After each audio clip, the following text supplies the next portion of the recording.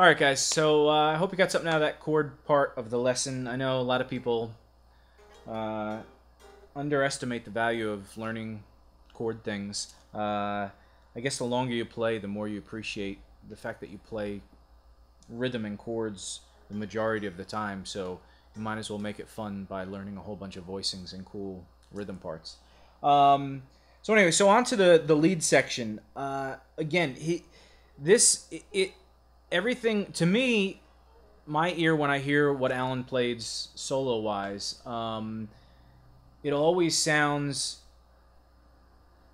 not more complicated than it is, but scale-wise and note choice-wise, I mean, he gets out there and he does some crazy things that, especially at blistering speeds, it takes some really, it takes time slowing down and learning. But some of the stuff he plays, especially the melodic stuff, I mean, and most melodic stuff, I mean, you're not going to play too outside and get some real cool melodic things happening. So this beginning of the solo, even the interval thing, it's very straightforward as far as his choice of notes. But he does definitely switch scales along with the chords that he's playing.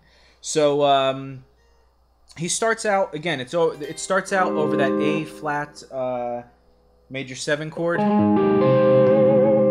and he basically starts with just an A flat major scale. But he does a cool little thing. The phrase goes, the beginning phrase goes,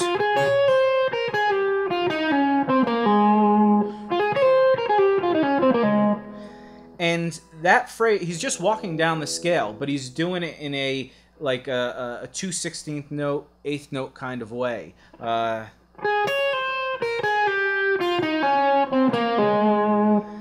And the funny part about that is when I first transcribed it, the typical way I would think of doing that would be going down 3 notes, 3 notes, 3 notes, as opposed to 2 notes on one string, 1 note on another, 2 notes on one string, 1 note on another, which makes a 3-note phrase just feel different and sound a little different. So the way it's played, basically, it starts out with the first finger on the 6th fret of the B string, the 9th finger, or the 9th finger, I wish in a Holdsworth world, you kind of need 9 fingers, but the 9th fret with the 4th finger, that's so dumb.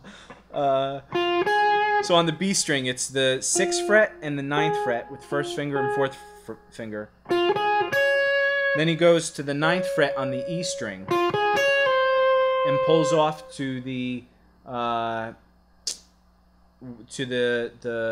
fret on the E string. So that's 4-3 on the E string.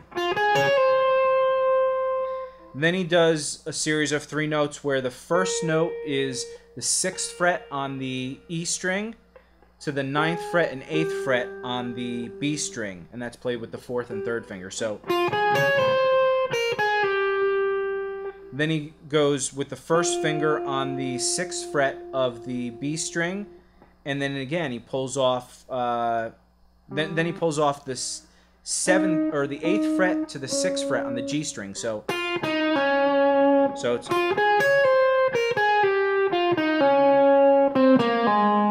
Then the last part of that phrase is the 10th fret, 8th fret, and 6th fret with 4th finger, 2nd finger, 1st finger on the D string.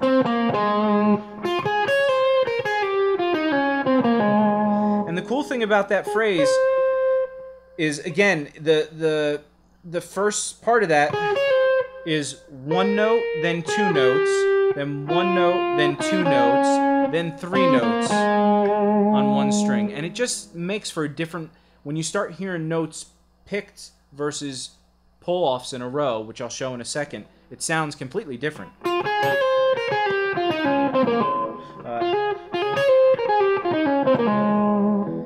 Now, the other way you could do that is pulling off 3 notes on each string of the B string from the 11th, 9th to 8th fret to the G string 10, 8, 6, and then again on the D string 10, 8, 6. So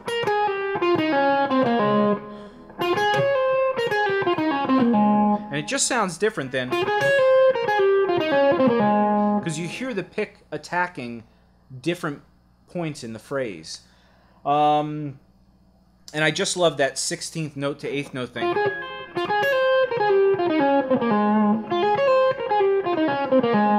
It's like a little stutter falling down steps kind of thing.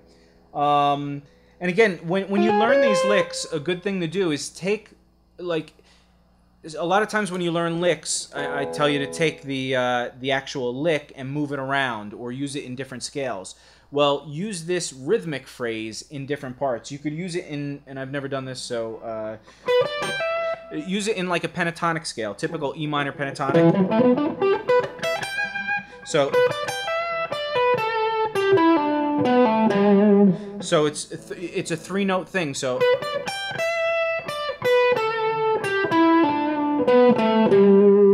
or start breaking it up into instead of a 2-note scale.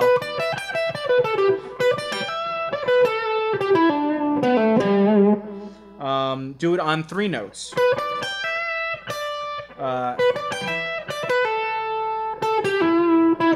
And there you can get some unison notes in there. Just start thinking of different ways of using either the phrase or a part of a lick in your own soloing kind of thing. And unison notes is another thing a lot of fusion guys do. We'll talk about that in another lesson. Anyway, so that's the first part of the phrase. Then he does this, and he mutes that, actually. So that's, the end of the phrase was, and now he plays those same 3 notes, but in a different kind of pattern. So it's, on the D string, it's 8, 6, 9, so, or 8, 6, 10. I'm sorry, 8, 6, 8, 10. And he pulls off the first note, and then he picks the next 2. And it's all muted, so...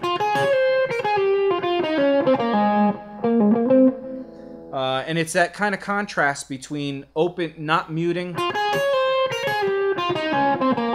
and being wide open and loud to the muting. Which kind of adds flavor to this whole thing. And then he does a real quick kind of 30-second note to 16th note trill of the 9 or 10, 8, back to the 10 right after that phrase. So it's...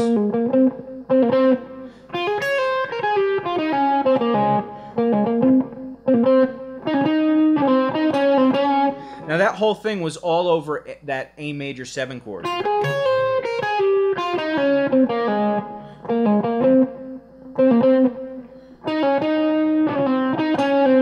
And this beginning part of the phrase is also over the A major 7 chord, but then he lands on that D note, which goes to that D major 7 chord.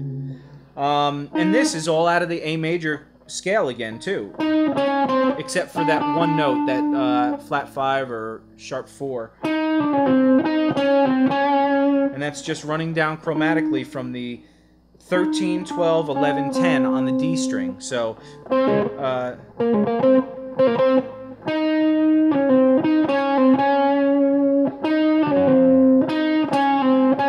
and then after the chromatic part, he goes back up to that 13th fret, to the 11, 10, and back to the 11, which is that D flat note, which emphasizes the root of that next chord. So that's how it kind of sounds like it's resolving to the next part of the progression. So.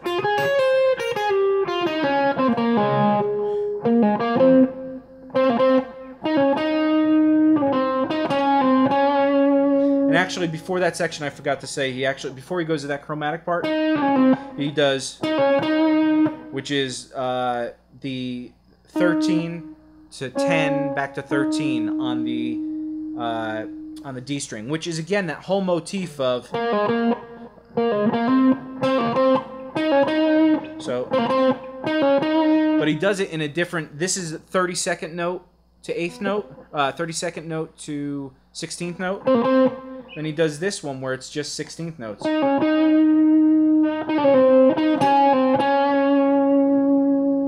And that starts the D major 7 chord.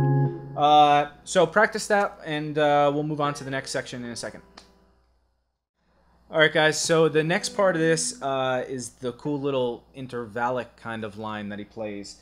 It really stands out, again, if you get anything from this, that whole contrast, tension release kind of thing.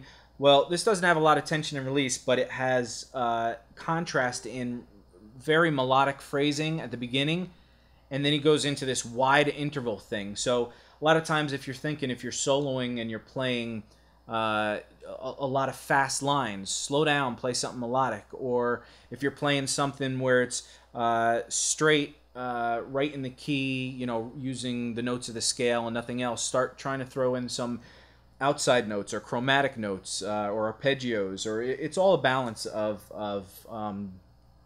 mixing everything together. Because if you just tear it up and you're just doing fast picking runs, eventually things get boring.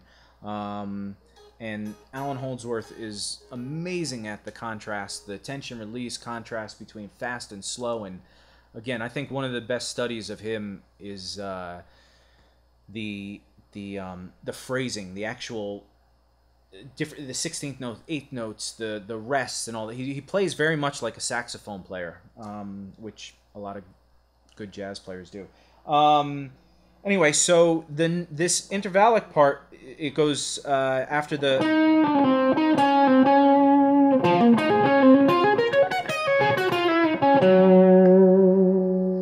It's basically, it starts out in all fourths, basically. So if you're thinking,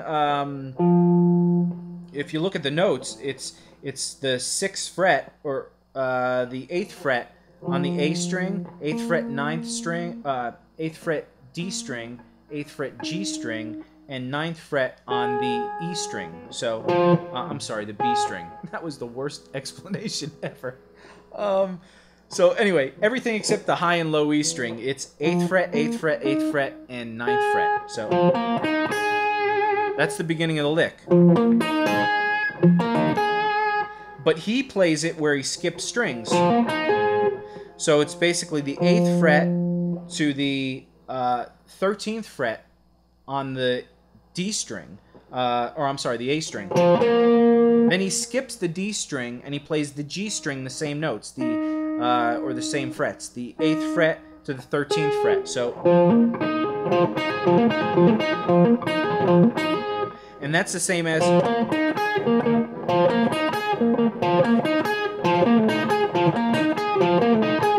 They're the same exact notes. And it's just a different way of playing it. You'll get different sounds. So if you wanted to get more of a staccato-y picking kind of thing, you could roll these fingers on those frets and just pick one finger per string.